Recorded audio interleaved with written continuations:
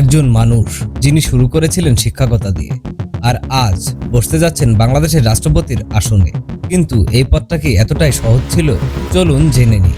মির্জা ফখরুল ইসলাম আলমগীর 1948 সালের 26শে জানুয়ারি ঠাকুরগাঁয়ে জন্ম তার। ঢাকা বিশ্ববিদ্যালয়ের অর্থনীতি পড়ার পর শুরু করেন শিক্ষকতা, কিন্তু শিক্ষকতার গণ্ডিতে নিজেকে আটকে রাখেননি। সরকারি চাকরি ছেড়ে সক্রিয় রাজনীতিতে আসেন। এরপর ঠাকুরগাঁও পৌরসভার চেয়ারম্যান, তারপর সংসদ সদস্য এবং মন্ত্রী।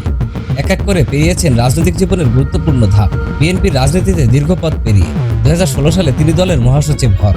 20 আগস্ট 2026 জাতীয় সংসদের ভোটে 255 ভোট পেয়ে নির্বাচিত হয়েছেন বাংলাদেশের 23তম রাষ্ট্রপতি। তার প্রতিদ্বন্দ্বী অলি আহমদ পেয়েছেন 88টি ভোট।